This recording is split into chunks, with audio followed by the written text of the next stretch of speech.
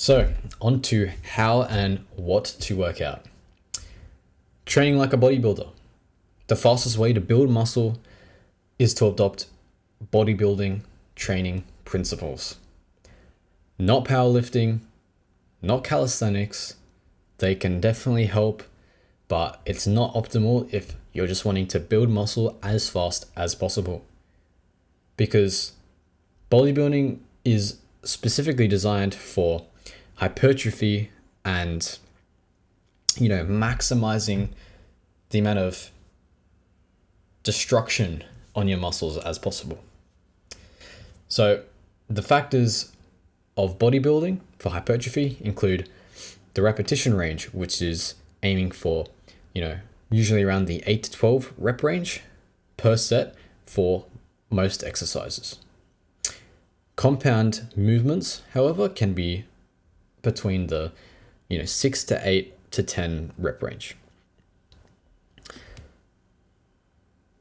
Mind muscle connection.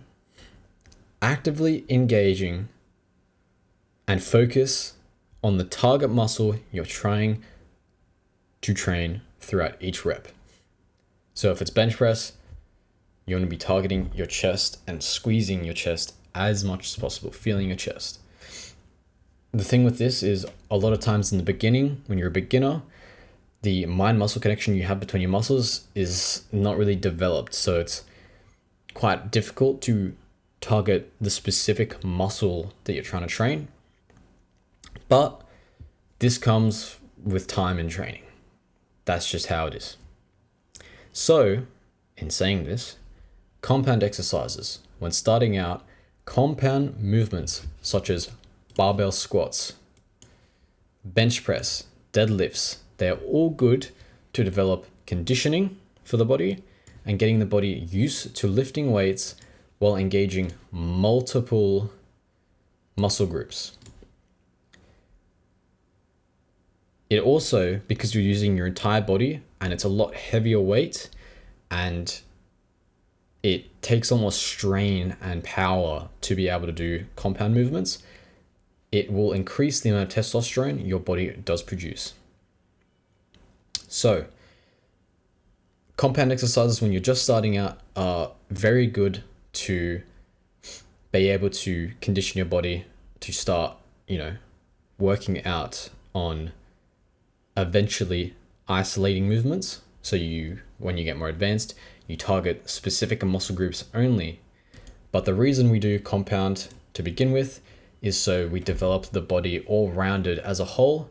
You strengthen your tendons, you get your body used to lifting weights, and then you start going into the heavier isolation exercises to work out the specific muscle groups that you're trying to train in order to maximize that aesthetic look.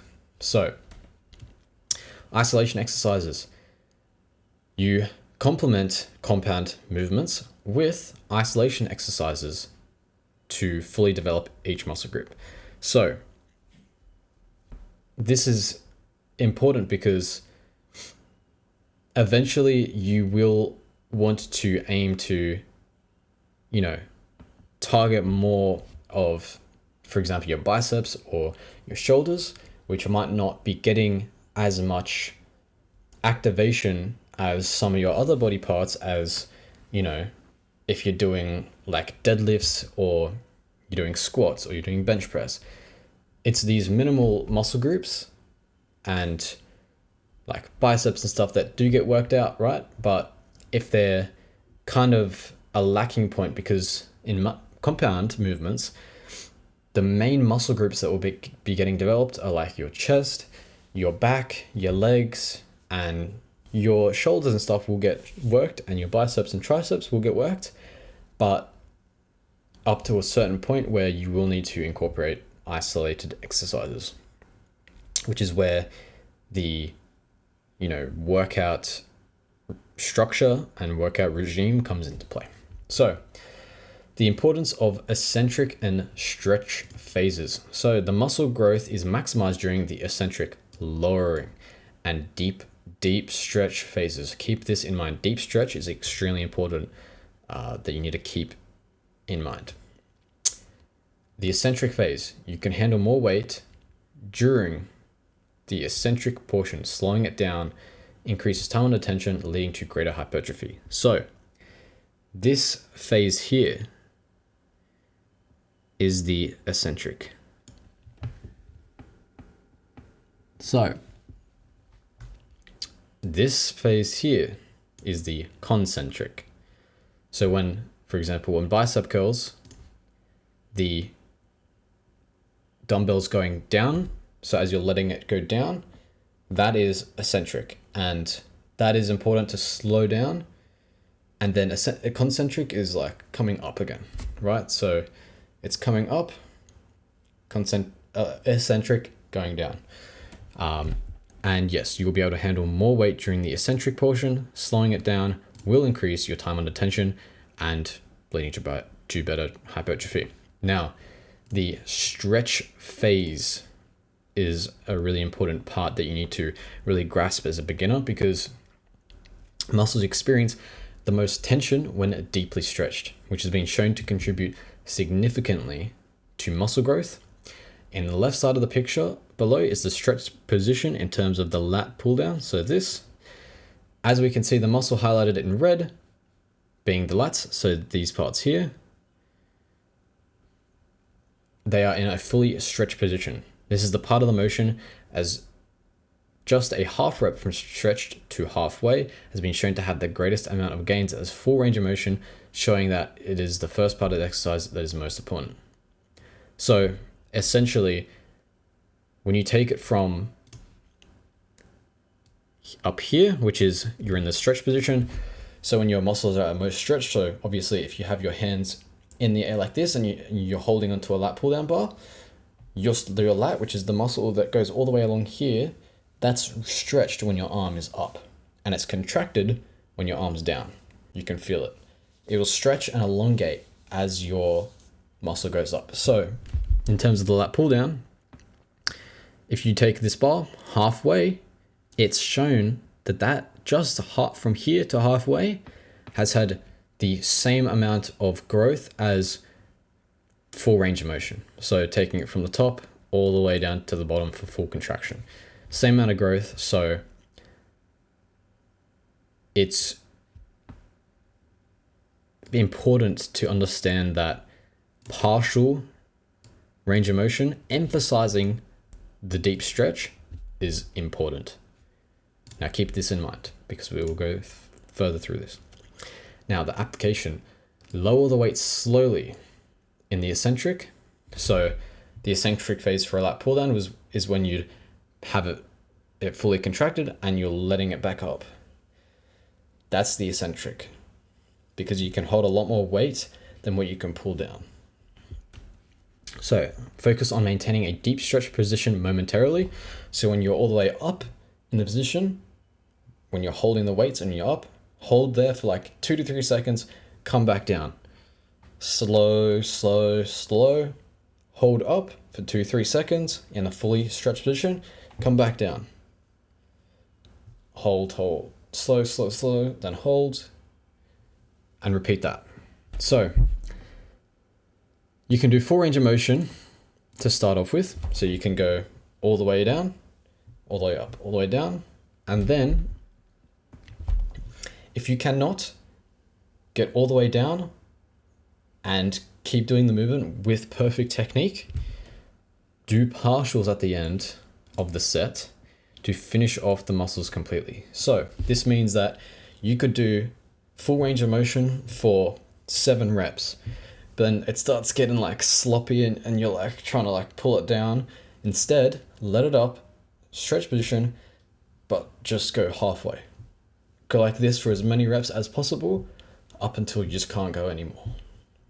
And then do that, making sure that you're emphasizing the stretch of the muscle, and this will get you the most gains as possible.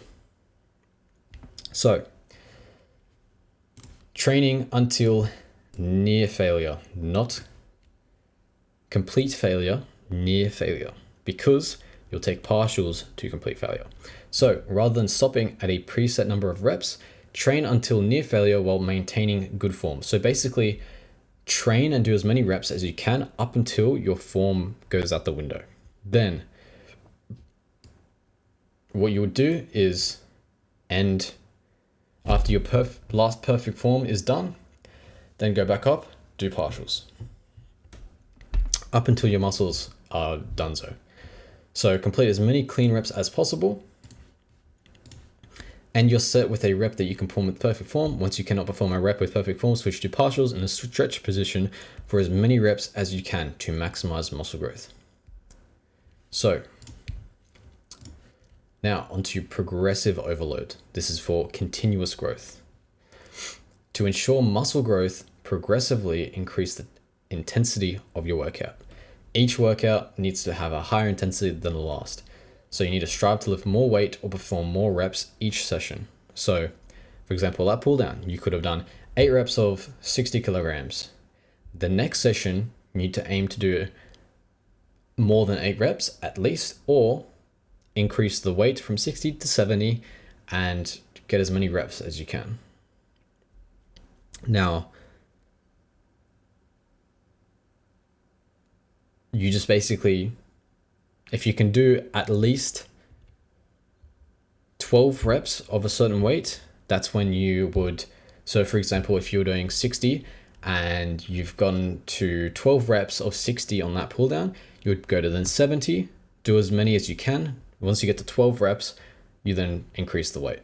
And you keep doing that over and over again, pretty much every workout, up until you just keep getting stronger and stronger and stronger and stronger. So you can do 10 or 12, it doesn't really matter.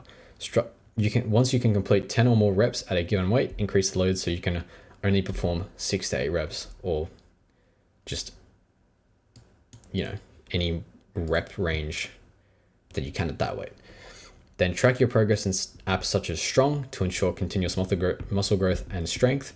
I can give you the exact workouts I use with the click of a link that will import directly into the app, and you can use my workouts. I'll give you that in this course. I'll give you a link. So, optimal workout splits.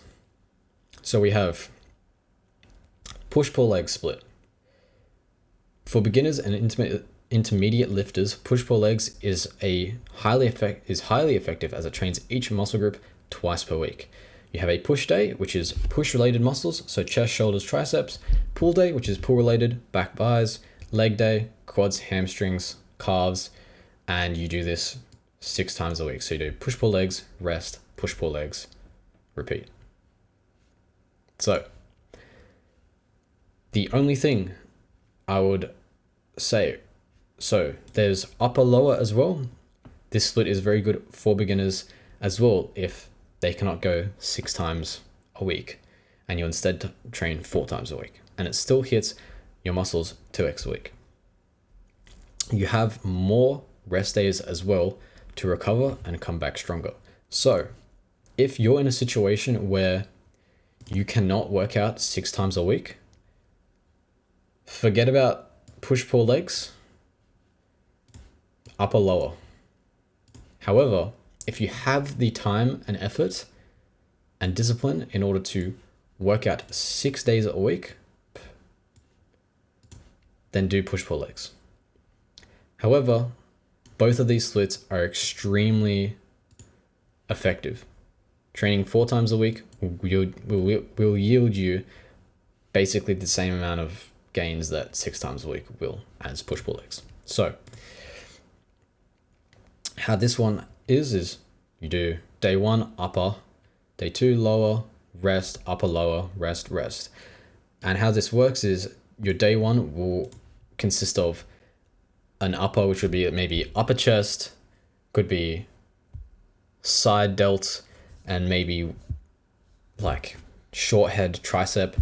And then the next upper could be targeting your middle chest instead of your upper, or like your lower section. And then it could be targeting your front and rears delts, and then maybe the long head of your tricep. Same with the lower. The lower would be legs. So you could do maybe your first lower could be like quads and calves, and this could be just a different variant of quads, calves, hamstrings. So, and don't forget to also include back and buys and everything. So upper, it's just shorter sets. Probably you'd be doing 1 to 2 sets maximum for each muscle. So it could be a chest, a back, then like a bi, tri, and shoulder, and then you just do the same for the next upper, but just different muscle groups in each, back part and chest part and delt. Now there'll be a workout link as well to an upper lower, push pull legs, etc.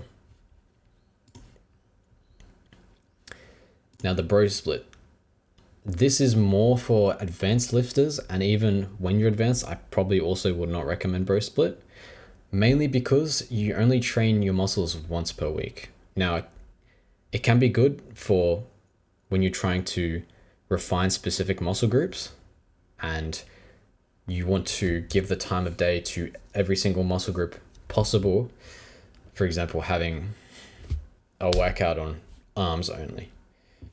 It does allow you to focus attention on each area of the muscle groups, although, yes, again, you only train it once per week. So you're not going to be training each muscle as frequently as you were or would be with upper, lower, or push-pull legs. But bro split can be more fun because you have a single day just for chest. So when you get to a stage where, 3 exercises of chest aren't cutting it in upper, lower, or push-pull legs, you can do bro split, which is chest, and just do 6 exercises of chest only. But this is only for if you're extremely advanced and you're hitting a lot of plateaus, because a lot of the extra exercises that you'll be doing for the chest and back and shoulders, arms, all this, spending an extra multiple exercises on each thing will probably just end up being junk volume. And junk volume is not what you want. You want it to be optimal gains for the time that you spend. So what you can do is, if you eventually gain enough time, you can switch between these different splits just to, kind of see which one you prefer, which one your body adapts most to, as well to. And if you're getting stagnant and your results aren't really pushing through, you can switch and just see how it feels.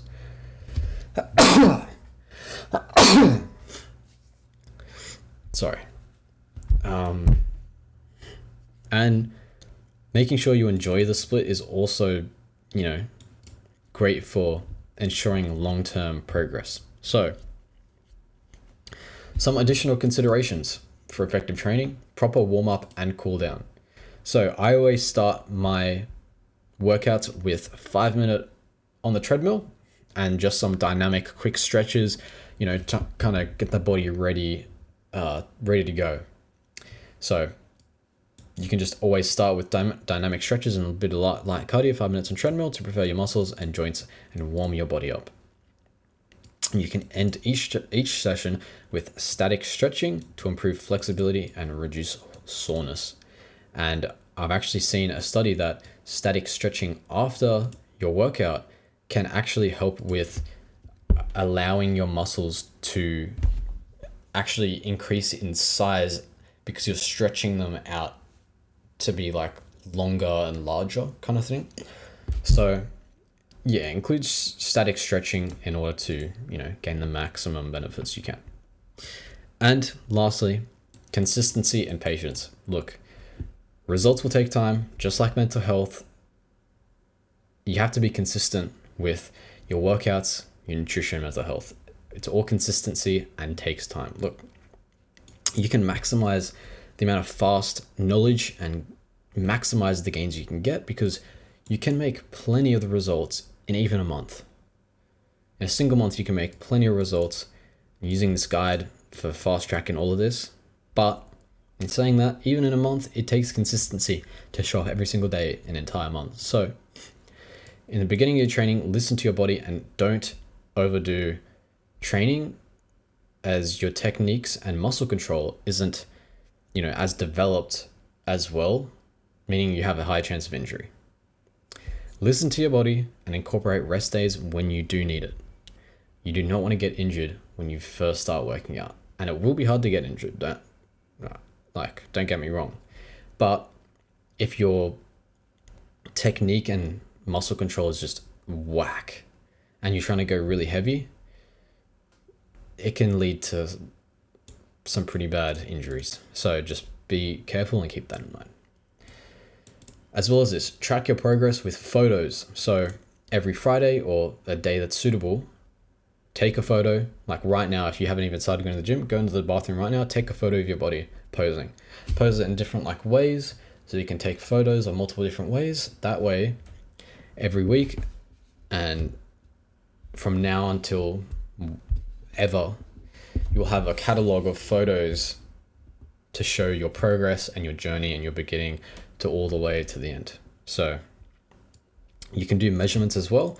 Although this doesn't matter as much, I didn't measure my muscles because it's, as long as you have your photos, that's really all you need to,